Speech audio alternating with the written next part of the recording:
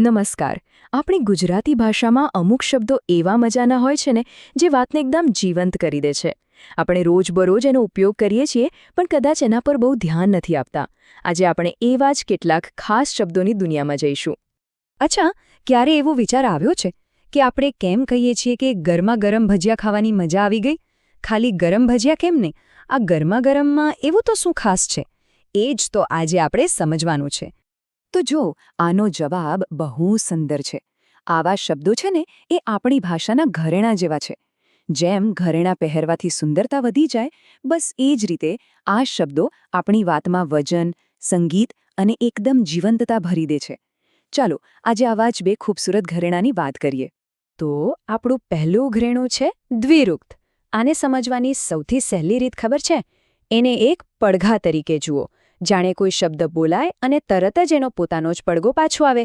બસ આ જ છે દ્વિરુક્ત પ્રયોગ. અને મજાની વાત તો એ છે કે આ શબ્દ પોતે જ પોતાનો અર્થ સમજાવી દે છે. દ્વિ એટલે કે બે અને ઉક્તિ એટલે કે બોલાયેલી વાત. મતલબ જે શબ્દ બે વાર બોલાય. સિમ્પલ.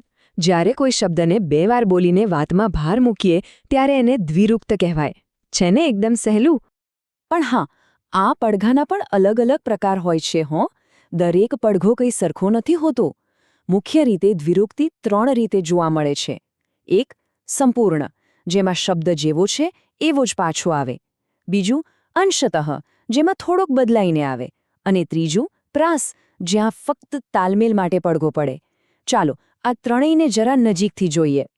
સૌથી પહેલો પ્રકાર છે સંપૂર્ણ દ્વિરુક્તિ. અહીં કોઈ જ ચેન્જ નહીં.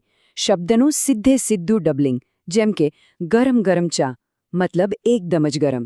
ગાડી ધીરે ધીરે ચલાવો, એટલે કે ખૂબ જ સાવધાનીથી. 5-5ની લાઈન બનાવો. આ રીતે શબ્દ બેવડાવવાથી એના અર્થની અસર અનેક ગણી વધી જાય છે. હવે બીજો પ્રકાર, આ થોડુંક વધારે કલાત્મક છે. અંશતઃ દ્વિરુક્તિ. અહીં પણ શબ્દ બે વાર તો આવે છે, પણ જરાક ફેરફાર સાથે. દાખલા તરીકે, આટલું કામ કર્યું એના કરતાં આટલું કામ કર્યું એમ કહીએ તો એમાં વધારે ભાવ અને ભાર લાગે છે. અહીં લૂ નીકળી ગયો અને શબ્દ વધુ ધારદાર બની ગયો. અને ત્રીજો પ્રકાર, અરે વાહ, આ તો આપણી રોજની વાતચીતની શાન છે. પ્રાસ દ્વિરુક્તિ. અહીં બીજો જે શબ્દ આવે છે ને એ ખાલી પ્રાસ માટે, એટલે કે રાઇમિંગ માટે હોય છે. એનો પોતાનો કોઈ મતલબ નથી હોતો. જેમ કે તેલ બેલ પૂરી લાવજો, લાડુ બાડુ ખાધા કે નહીં, ચોપડી બોપડી વાંચી. આ બેલ, બાડુ, બુપડી જેવા શબ્દો આપણી ભાષાની મસ્તી અને લય બતાવે છે.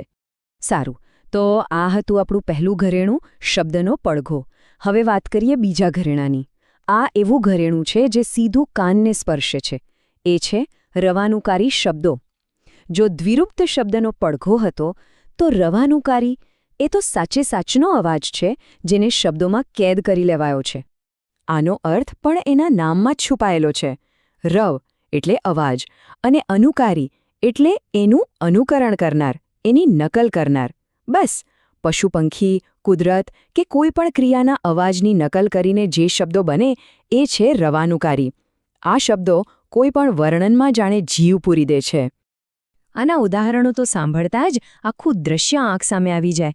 જેમ કે વરસાદના ટીપાનું ટપ ટપ પડવું, પવનના સુસવાટા, વીજળીનો ઝબ થતો ચમકારો, નદીનો ખડખડ વહેતો પ્રવાહ અને જૂના જમાનામાં વલોણાનો ધમધમ અવાજ. ખરું ને? આ શબ્દો વંચાતા નથી, સીધા સંભળાય છે. તો હવે આપણી પાસે બે મસ્ત મજાના ઘરેણાં છે. એક જે અર્થનો પડઘો પાડે છે અને બીજું જે વાસ્તવિક અવાજને શબ્દનો રૂપ આપે છે. ચાલો હવે ફટાફટ આ બંને વચ્ચેનો તફાવત એકદમ સ્પષ્ટ કરી લઈએ, જેથી કોઈ ગૂંચવણ ન રહે. આ સૌથી અગત્યની વાત છે. દ્વિરુક્તનો મુખ્ય હેતુ છે વાતના અર્થ પર ભાર મૂકવો, એની તીવ્રતા વધારવી. જ્યારે રવાનુકારીનો હેતુ છે કોઈ દ્રશ્યના વર્ણનને જીવંત બનાવવો, એમાં અવાજ ઉમેરીને આપણને ત્યાં હાજર હોવાનો અનુભવ કરાવવો. ટૂંકમાં એક મનની વાત છે અને બીજું કાનની. તો ચાલો એક નાનકડી કસોટી થઈ જાય. અહીં કેટલાક શબ્દો છે. પહેલો છે 10-10. 10-10 રૂપિયા આપો. અહીં ભાર મુકાયો છે એટલે આ છે દ્વિરુક્ત. પછી હાવ, આ તો સીધો અવાજ છે એટલે રવાનુકારી. તેલ બેલ, અહીં બેલ ફક્ત પ્રાસ માટે છે તો આ થયું પ્રાસ દ્વિરુક્ત. અને સુસવાટા અને ઝબ બિલકુલ સાચું. આ બંને અવાજ અને દ્રશ્યનું વર્ણન છે, માટે રવાનુકારી. તો આ બધી વાત પરથી એક વસ્તુ તો પાકી છે. આપણી ભાષા ફક્ત શબ્દનો ઢગલો નથી, એ તો એક જીવંત અસ્તિત્વ છે. અને આ દ્વિરુક્ત અને રવાનુકારી શબ્દો એ તો જાણે એના ધબકારા છે, જે આપણી રોજિંદી વાતચીતને વધુ સમૃદ્ધ અને ભાવથી ભરપૂર બનાવે છે. અને અંતે આ એક વાક્યમાં આખી વાતનો સાર આવી જાય છે. દ્વિરુક્ત એવા ઘરેણાં છે જે અર્થને શણગારે છે, એને વધુ ઊંડો બનાવે છે, જ્યારે રવાનુકારી એવા ઘરેણાં છે જે આખા વાતાવરણને જીવંત કરી દે છે. આ બંને મળીને આપણી વાતને એક આગવી ઓળખ આપે છે. તો હવે પછી જ્યારે પણ કોઈની સાથે વાત કરો કે કોઈની વાત સાંભળો, ત્યારે કાન જરા સરવા રાખજો, ધ્યાનથી સાંભળજો. કોઈ ચોપડી બોપડીની વાત કરે છે કે પછી પવનના સુસવાટાની?